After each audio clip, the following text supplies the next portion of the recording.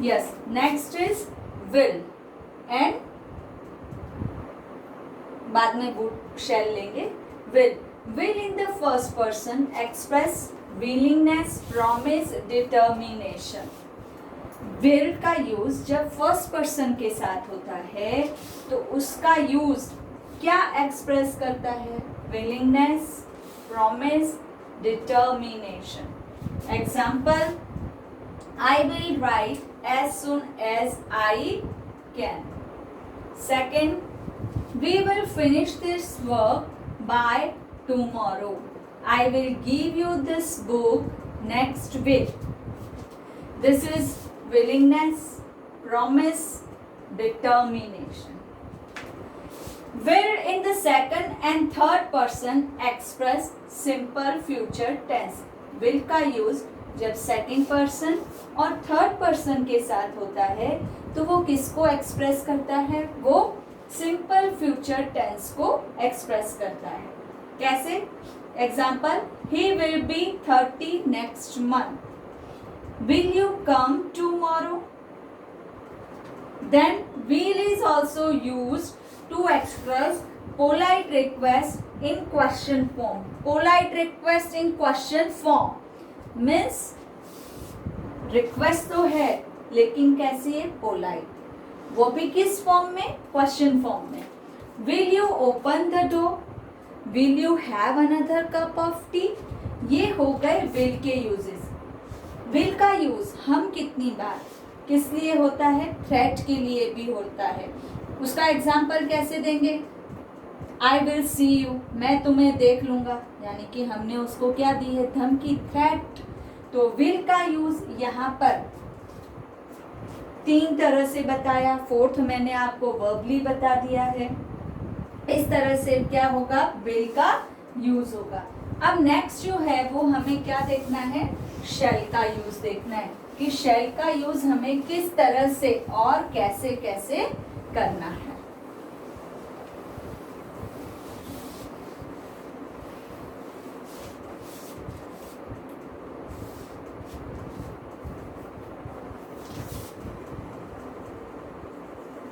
Shall in the first person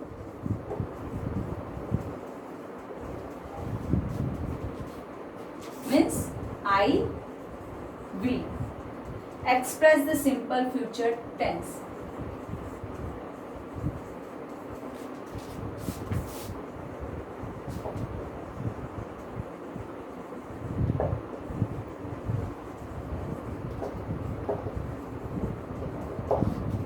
Example,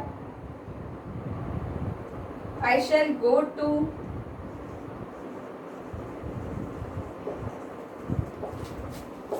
Delhi next month.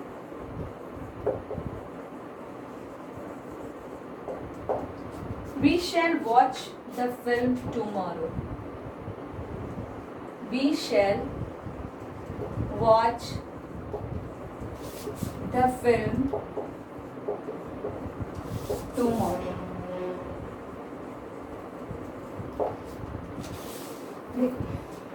अभी हमने will के अंदर क्या पढ़ा कि विल का जो यूज है सेकंड और थर्ड पर्सन के साथ जब हम करेंगे तब वो किस में आ जाएगा? Simple future tense.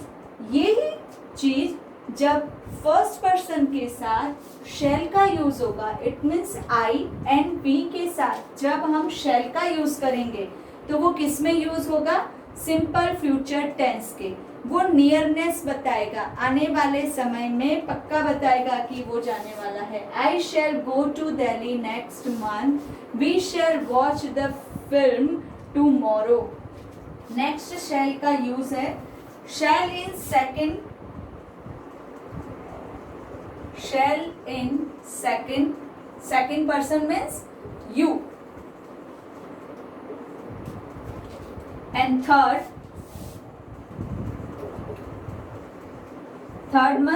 means he, she, it, and they. Person express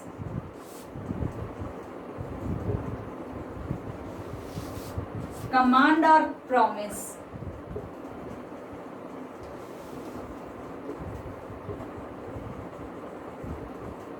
Command or promise. You shall not go without my permission. You shall not go without my permission.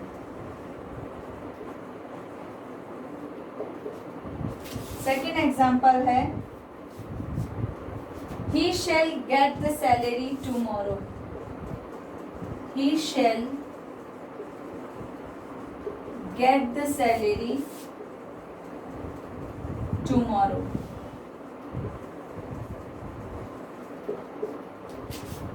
Second use है shall in second person. Second person means you and third person means he, she, it and they. इनके साथ जब shall का use होता है तो वो use क्या एक्सप्रेस करता है, वो क्या बताता है, वो कमांड और प्रॉमिस बताएगा. कमांड का सेंटेंस है you shall not go without my permission. Promise का सेंटेंस है he shall get the salary tomorrow. It means he is giving promise to another person that your salary definitely come tomorrow. तो ये हो गए हमारे शैल का use. एक last use और देख लेते हैं शैल का. Shall is used to express offers and offers of service. Offers of service, suggestion in question form.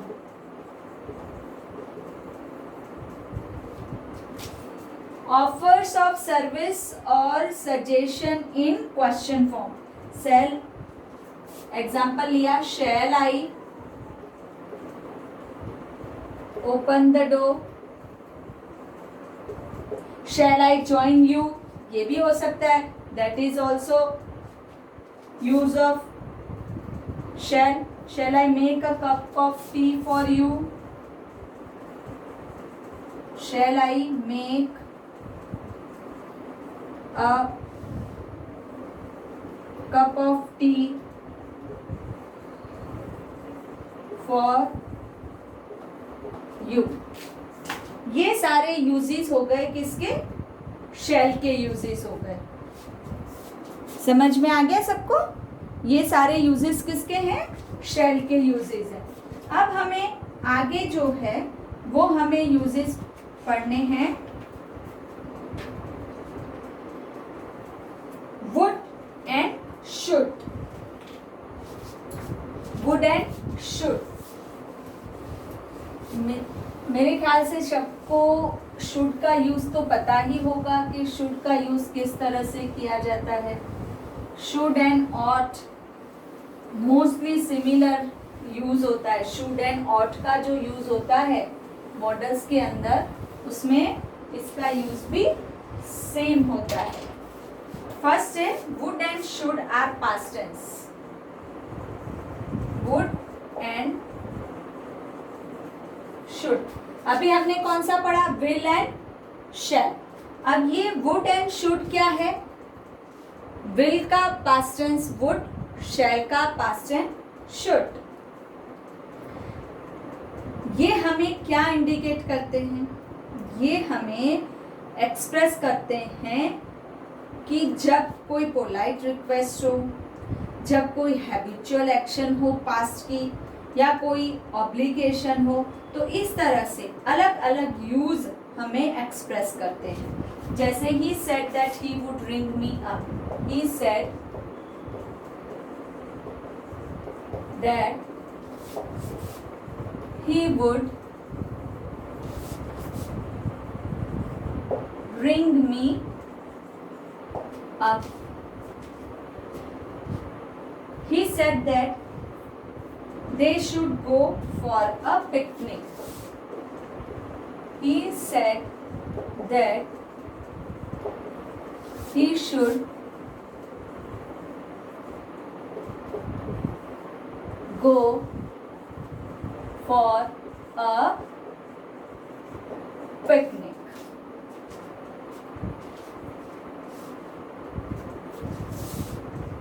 Would in second person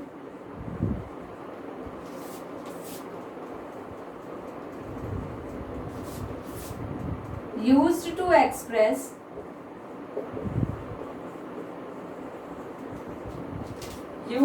express polite request.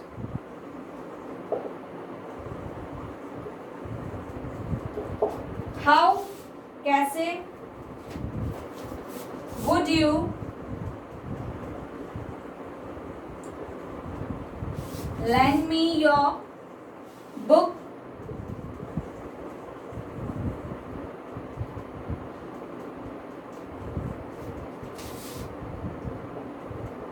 I would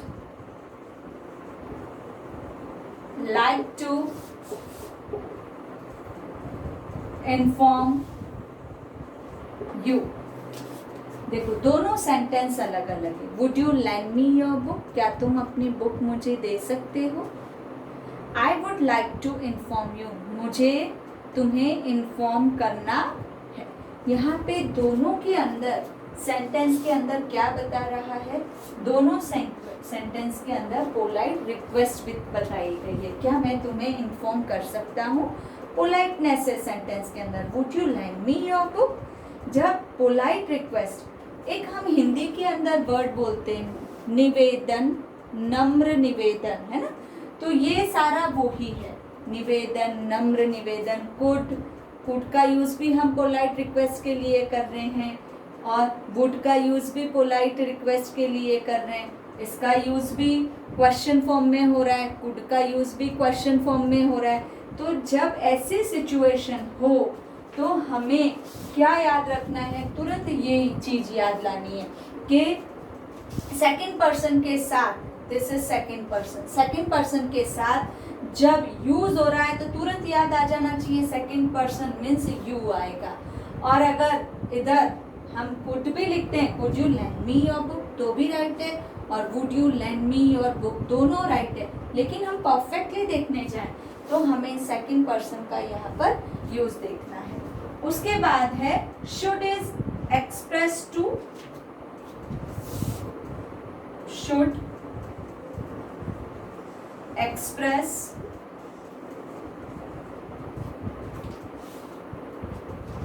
obligation.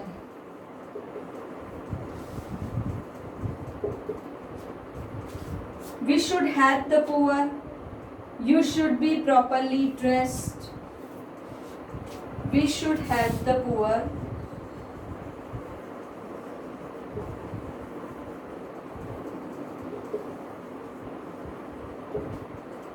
है ना. तो ये सेंटेंस जो है वो क्या शो कर रहे हैं, ये सेंटेंस शो कर रहे हैं, ऑब्लिगेशन शो कर रहे हैं. ये राइट डाउन,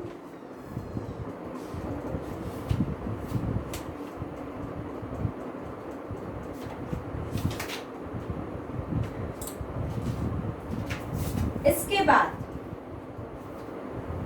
अब हमें आगे पढ़ना है मस्ट एंड ऑट के बारे में पढ़ना है. किसके बारे में पढ़ना है, मस्ट एंड ऑट के बारे में पढ़ना है.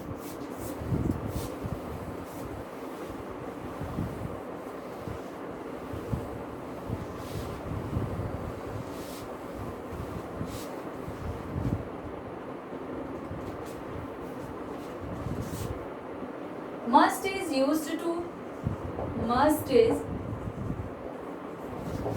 used to express strong possibility, strong obligation, strong obligation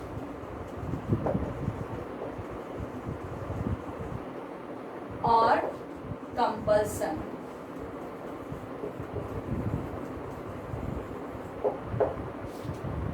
You must stop at the red signal.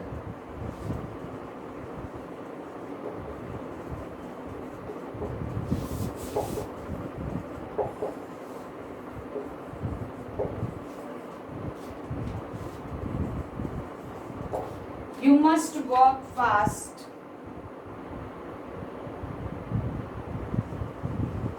You must walk fast or you shall miss the train. Or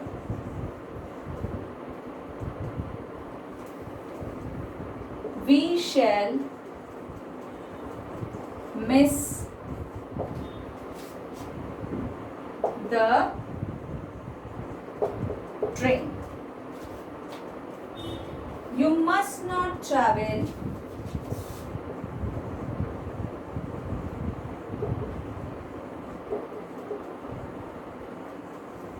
without ticket. Must is used to express strong obligation or compulsion. Strong obligation and compulsion. Compulsion means जरूरी. You must, अपन कहते हैं ना, it is compulsory, that is called compulsion. You must stop at the red signal. हमें red signal पे रुकना ही है. You must walk fast or we shall miss the bus. तुम्हें fast चलना ही है, नहीं तो तुम ट्रेन क्या कर दोगे, मिस कर दोगे. You must not travel without ticket. तुम ट्रैवल के बिना तुम टिकट के बिना ट्रैवल कर ही नहीं सकते. तो ये यूजेस हो गए हमारे किसके, ये यूजेस हो गए मस्ट के. अब है ऑट. ऑट हमेशा किसको एक्सप्रेस करता है, ऑब्लिगेशन को. अभी मैंने जैसे बताया था कि ऑट का use ought to and should दोनों का यूज नियर बाय है, दोनों का. We should obey our parents, we ought to obey our parents, दोनों सेंटेंस राइट है. You ought to speak the truth, you should speak the truth. You ought to obey your teachers and you should obey your teachers. तो ये यहाँ पर हमारे models जो हैं वो फिनिश होते हैं. इसका एक चार्ट मैं आपको सेंड करूंगी. I will send you the chart of models. उसमें यूजेस बताए जाएंगे, डिफरेंट यूजेस ऑफ मॉडल्स, कि किस मॉडल का किसके अंदर, जैसे स्ट्रॉन्ग ऑब्लिगेशन है, कंपल्सन है, तो इसका यूज मस्ट के अंदर होता है. शुड का यूज ऑब्लिगेशन में आएगा. इस तरह से अलग अलग यूज. कैन का यूज किस किस चीज़ों के साथ होता है, कुड का यूज किस किस चीज़ों के साथ होता है. ये पूरा एक फ्लो चार्ट बना के मैं आपको सेंड करूँगी. उसको ये सारा वर्क आपको अपनी कॉपी के अंदर करना है. फ्लो चार्ट जो मैं बना के भेजूँगी वो भी आपको अपनी कॉपी के अंदर कंप्लीट करना है. इसकी वर्कशीट्स सभी के साथ वर्कशीट है, यानी कि मस्ट है तो मस्ट और ऑट की वर्कशीट भेजूंगी. विल शैल थे तो विल शैल की वर्कशीट आएगी. वुड शुड था तो वुड और शुड की वर्कशीट आएगी. और ये सब वर्कशीट के बाद फिर लास्ट में एक फुल मॉडल्स की वर्कशीट आएगी. ठीक है, तो वो आपको सॉल्व करनी है. आई थिंक कुछ बच्चों को प्रॉब्लम थी कि मैडम आपने छुट्टियों के अंदर हमें मॉडल्स जो समझाए थे उसमें वीडियो तो मैंने सेंड नहीं किया था. वीडियो तो मैं अब सेंड कर रही हूँ. तब सिर्फ रिटर्न वर्क से मैंने आपको मॉडल्स समझाने की कोशिश की थी, लेकिन कुछ बच्चे अच्छे से समझ नहीं पाए. तो ये फिर से उनके लिए एक रिवीजन है जो आप अच्छे से समझ सकते हैं. अगर इसके बाद भी कोई प्रॉब्लम है तो व्हाट्सएप पे मुझे मैसेज कर दें, उसको मैं वॉइस मैसेज से एक्सप्लेन कर सकती हूँ. सारा काम कॉपी में करना कंपलसरी है. देखो 10th और 8th क्लास के जो स्टूडेंट्स हैं, मे बी अगर ऐसा ही समय चलता रहा तो तुम्हारे एग्ज़ाम्स जो हैं बोर्ड के हों और ना हो तो उसके लिए स्कूल को ऑप्शन चाहिएगा कि तुम्हारे नंबर कैसे भेजें. हो सकता है कि तुम्हारा जो कॉपी का काम है, कितने बच्चों ने कर रखा है, कितने ने नहीं कर रखा, अगर गवर्नमेंट डिक्लेयर कर दे कि बच्चों की कॉपी के आधार पे उनको 5 नंबर दिए जाए, तो अगर काम कंप्लीट होगा तो मुझे 5 में से 5 देने में कहीं भी प्रॉब्लम नहीं होगी, काम कंप्लीट नहीं होगा तो तुम्हारे नंबर कट सकते हैं। तो आई थिंक नाउ आपको समझ आ ही गया होगा कि वर्क क्यों कंप्लीट करना है। ओके।